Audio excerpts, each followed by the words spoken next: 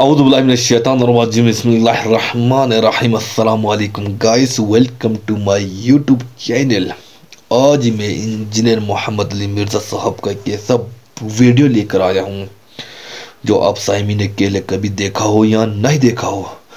اگر نہیں دیکھا تو پلیز اس کو سن لیجیے گا اور اس سے سبق حاصل کرنے کی کوشش کرو، کیونکہ انسان ہے غلطی کا پتلا ہوتے ہیں، تو ہمیں کہیں پر بھی کسی بھی موڑ پر کوئی نہ کوئی مسائل درپیش ضرور ہوتے ہیں، تو ان کو کس طرح حل ہوتے ہیں اس ویڈیو سے ہمیں سبق حاصل کرنا چاہیے۔ تو اس ویڈیو کو لے کر آنے کا مقصد بھی یہی ہے کہ انسان کے منہ سے اگر کہیں غلطی سے کسی کے خلاف کچھ نکل آتے ہیں تو اس کو کس طرح حل کرنا ہے، اس کو کیسے حل کرنا ہے، تو اس ویڈیو کے تھرو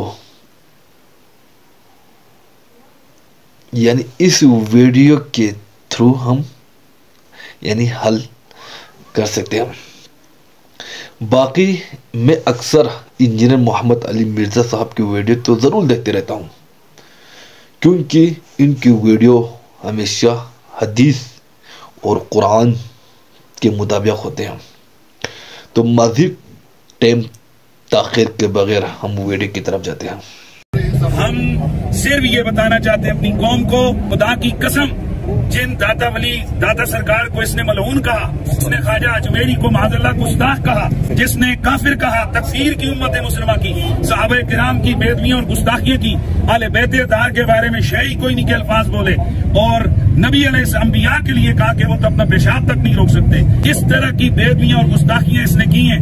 آج دنیا دیکھ رہی ہے کہ غوث پاک، داتا صاحب، خواجہ اجمیری، مولا علی، صحابہ کرام، اہل بیت کا یہ غلام آیا ہے، للکارا ہے، کہا ہے کہ بیٹھو، وہ نہیں بیٹھ رہا، اور انشاءاللہ ہمارا اعلان ہے جب کبھی بھی میں اپنے ملکی اداروں سے گزارش کرنا چاہتا ہوں، خدا کے لیے یہ ایک فتنہ ہے، آپ کے پروٹیکشن میں یہ بندہ بیٹھ کر ایک چھوٹے سے کمرے میں بیٹھ کر یہ آگ لگا رہا ہے، تو کیا اس طرح کی اجازت آپ ہمیں کیوں نہیں دیتے ہیں؟ تو آخر کون سی وہ خاص اس بندے کے پاس اتھارٹی ہے کہ آپ نے اس کو اتنی کلی چھٹی دی ہے، استثناء دیے ہوئے آپ نے اس کو؟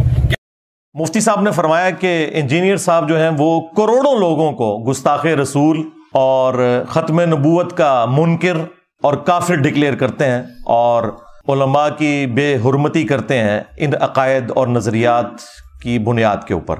آپ اندازہ کریں وہ بریلوی جنہوں نے باقی تمام مکاتب فکر کے کروڑوں لوگوں کو گستاخی کے نیزے کی نوک پہ لیا ہوا تھا پچھلے 100 سال سے، آئیں نہ قابو میرے فرعون۔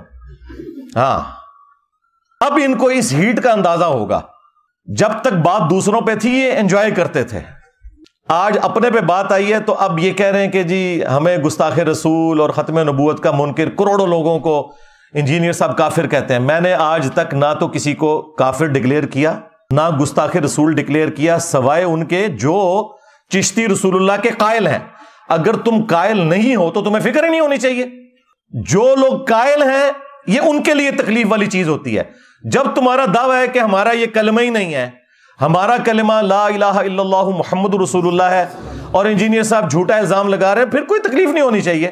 بس پھر عوام کو یہی بتایا کرو کہ یہ کتابیں ہم نے نہیں چھاپی، ہمارے بزرگوں نے یہ نہیں فرمایا، ہم نے مناظرے نہیں کیے، تاکہ عوام آپ کی شکل، آپ کی پرانی ویڈیوز کی شکل میں آپ کے سامنے رکھے کہ جھوٹ بولنا بند کرو۔ ہم نے جو جھوٹا دفاع کرتے ہیں نا، صرف ان کے اوپر بات کی ہے، بزرگوں کے اوپر بھی بات نہیں کی ہے، ان کتابوں کی عبارتوں کے اوپر بات کی ہے۔ تو یہ بالکل ان کا جو الزام ہے یہ ردی کی ٹوکری میں پھینکنے والا ہے۔ جو آخری جو ان کے پاس حربہ ہوتا ہے کہ جی انجینئر صاحب کو ہمارے ساتھ بٹھا دیں، یا میرے پاس آ جائیں، یا میں اکیڈمی آ جاتا ہوں۔ سرکار اس کی ضرورت ہی نہیں ہے، آپ اپنی کوئی نمائندہ شخصیت کی بات کریں۔ اس کی وجہ ہے کہ آپ کو تو اکثریت نہیں مان رہے، اکثریت تو پارٹی وہ ہے جو الیاس قادری پارٹی اور ڈاکٹر اشرف آصف جلالی پارٹی ہے، وہ تو آپ کو رافضی مانتے ہیں، تو آپ بریلویوں کے کہاں سے نمائندہ ہو گئے؟ سیدھی سی بات ہے، میجورٹی تو ان کے ساتھ ہے، آپ کو کس نے نمائندہ شخصیت بنا دیا؟ اور ان کی بھی بات ہم کریں گے، وہ بھی نمائندہ شخصیت نہیں ہے ڈاکٹر اشرف جلالی، کیونکہ دوسری پارٹی ان کے خلاف ہے۔ نمائندہ شخصیت ہے مفتی منیب الرحمان صاحب۔ ہاں، جب سعد رضوی صاحب کے دھرنے کے اوپر مشکل وقت آیا تھا تو اس وقت کے آرمی چیف نے مفتی منیب صاحب کو بلا کر ثالثی کروائی تھی. وہ ہے نمائندہ شخصیت. تو نکالو اپنے بڑوں کو, ہاں ہوا لگواؤ 14 اگست کے اوپر. ہاں یار ہمارے پاکستانی قوم بھی اپنے صدر پاکستان کو ہوا لگواتی ہے. تو اپنے بڑوں کو ہوا لگواؤ نا. دیکھو جب ہمارے صحابہ کرام پر برا وقت آیا, غزوہ حنین کے موقع پر ایک تکبر والا جملہ صحابہ کی زبان سے نکل گیا, سورہ توبہ میں آیا.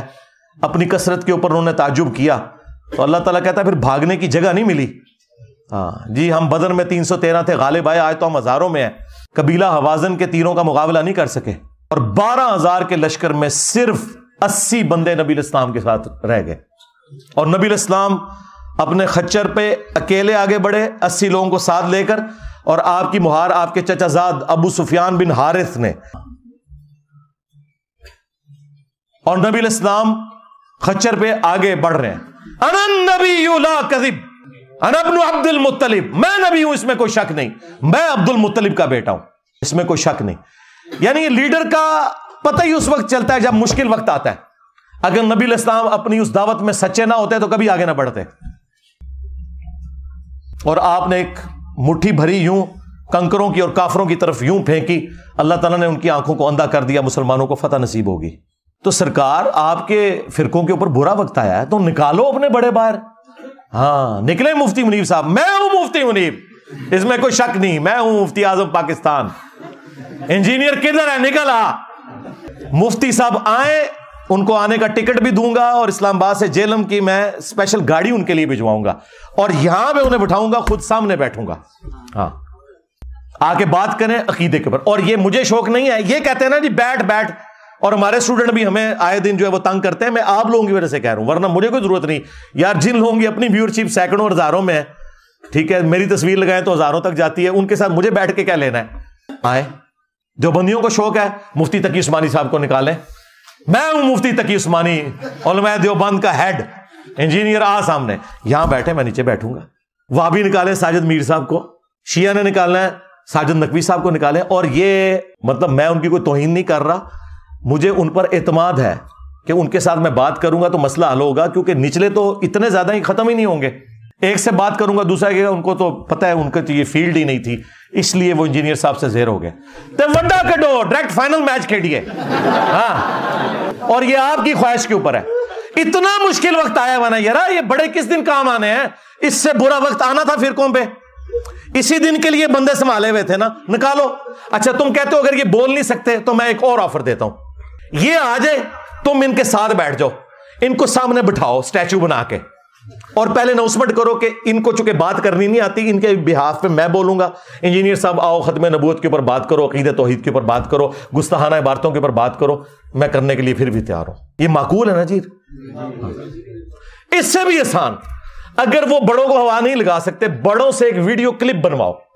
بعض لوگ کہہ رہے ہیں انجینئر صاحب نے پہلے کہا تھا لکھوا کے لاؤ. سرکار میں نے پہلے دن سے کہا ہے ویڈیو لازمی بنوانی ہے, اور لکھی ہوئی تو ٹویٹس بھی ڈیلیٹ کر دیتے ہیں لوگ. ویڈیو چاہیے کہ یہ میرا بچہ, یہ میرا ریپریزنٹیٹو ہے, اس کی جیت میری جیت, میری جیت میرے فرقے کی جیت, اس کی ہار میری ہار, اور میری ہار میرے فرقے کی ہار ہے. اور یہ میں سب کچھ صرف ان لوگوں کی خواہش پہ کہہ رہا ہوں, مجھے کوئی ضرورت نہیں ہے. اپنے بڑوں کو لانچ کریں یا ان سے ویڈیو اس طرح بنوائیں, اور ٹائم قیامت تک جائے. یہ میں نے اس آخری بات کا جواب دیا جو انہوں نے کہا کہ جی وہ بھی کلپ بناتے ہیں, میں بھی کلپ بناتا ہوں, تو مسئلہ ختم نہیں ہوتا. سرکار مسئلہ ختم ہو گیا ہے. مسئلہ ختم یہ ہوا ہے کہ تمہاری عوام یہاں آ گئی ہے, مسئلہ ختم ہو چکا ہے. مجھے تو کوئی مسئلہ نہیں ہے. تم نے اپنی عوام کو اگر واپس لینا ہے تو انہیں قائل کر لو, سیدھی سی بات ہے.